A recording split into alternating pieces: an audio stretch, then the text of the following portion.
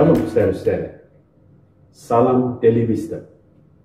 Hari ini kita akan merenungkan yaitu Allahku besar. 1 Samuel pasal 17 ayat 37 berbunyi demikian. Pula kata Daud, Tuhan yang telah melepaskan aku dari cakar singa dan dari cakar beruang, Dia juga akan melepaskan aku dari tangan orang Filistin itu.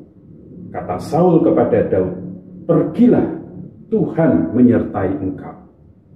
Nah, saudara dikasih Tuhan, pernahkah saudara-saudara ikut dalam sebuah permainan yang dinamakan besar kecil? Permainan ini biasanya ditaruh di awal sebelum sesi dari acara retret atau seminar, atau terkadang ada di tengah-tengah acara supaya nyaman. Nah, permainan besar kecil ini adalah permainan di mana dipandu oleh pemimpin acara. Nah, ketika peserta mendengar kata-kata besar, maka setiap peserta harus menggerakkan kedua tangannya membentuk sebuah lingkaran tapi kecil. Tapi ketika peserta itu mendengar kata-kata kecil, maka peserta itu harus menggerakkan kedua tangannya dengan membuat sebuah lingkaran yang besar. Jadi ini adalah pemutarbalikan. Besar membuat lingkaran kecil, kecil membuat lingkaran besar. Kelihatannya mudah. Namun Bapak Ibu saya dikasih Tuhan, ternyata banyak kesalahan yang dilakukan.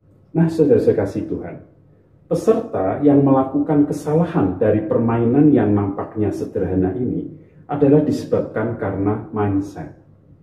Adalah sebuah kebiasaan. Jika mendengar kata besar, tentu membuat sebuah ukuran yang besar. Jika mendengar kata kecil, maka kita pun akan menggerakkan kedua tangan dengan ukuran kecil. Itu pada umumnya. Namun permainan ini mengacau balokkan pikiran kita.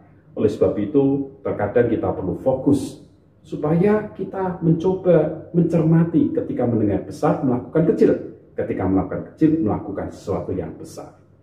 Mindset dikacau balokkan. Nah, saudara kasih Tuhan, ternyata tentara Israel yang kita baca di dalam 1 Samuel ini adalah tentara yang berkutat di dalam mindsetnya sendiri.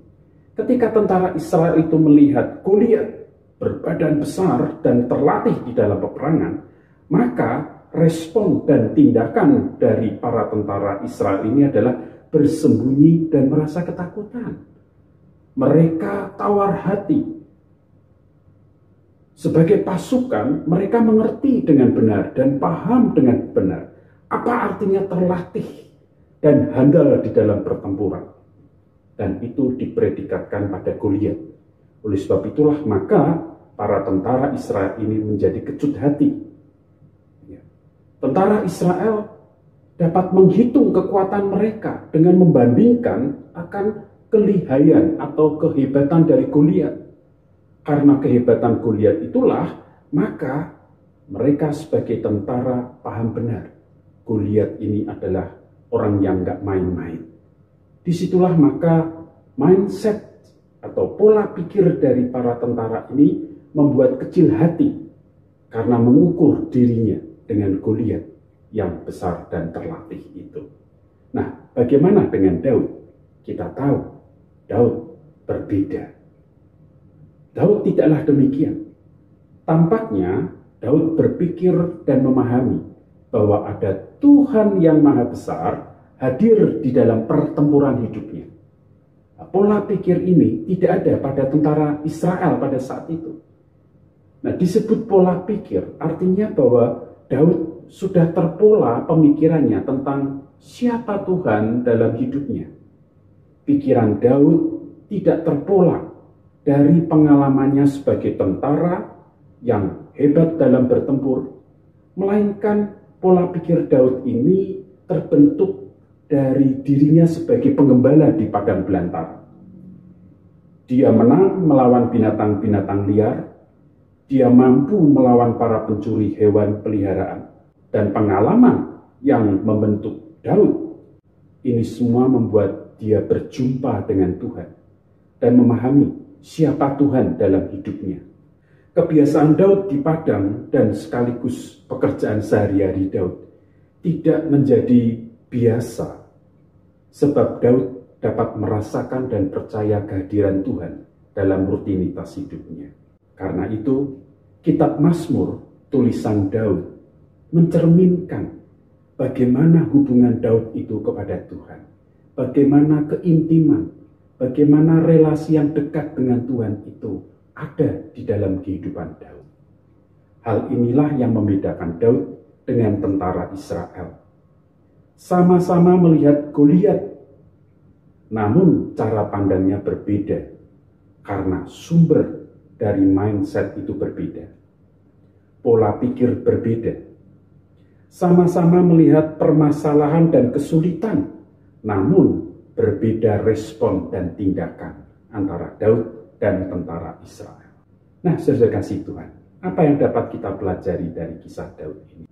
Yang dapat kita pelajari yaitu pengalaman hidup, pekerjaan, dan kebiasaan-kebiasaan sehari-hari kita dapat membentuk pola pikir kita sebagai orang Kristen seperti apa, atau kita terbiasa berpikir bagaimana sebagai orang Kristen di dalam kehidupan sehari-hari. Dan itulah mindset kita. Namun yang sangat penting, apakah pola pikir kita itu menunjukkan kita semakin dekat dan intim dengan Tuhan, atau kita justru semakin jauh dari Tuhan?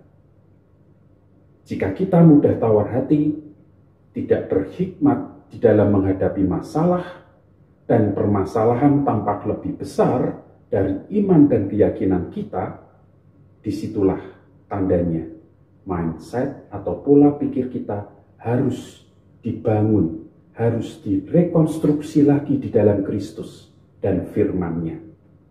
Kita perlu berdoa, minta Roh Kudus Tuhan membimbing kita dan mengajar kita tentang firman Tuhan, supaya kita mengalami perjumpaan Tuhan yang akan memperbaiki kebiasaan-kebiasaan berpikir kita. Maka dengan demikian, kesulitan apapun dalam kehidupan ini tidak mudah membuat kita tawar hati, karena kita tahu siapa Tuhan dalam hidup kita. Tuhan memberkati. Salam Daily Wisdom. God bless you.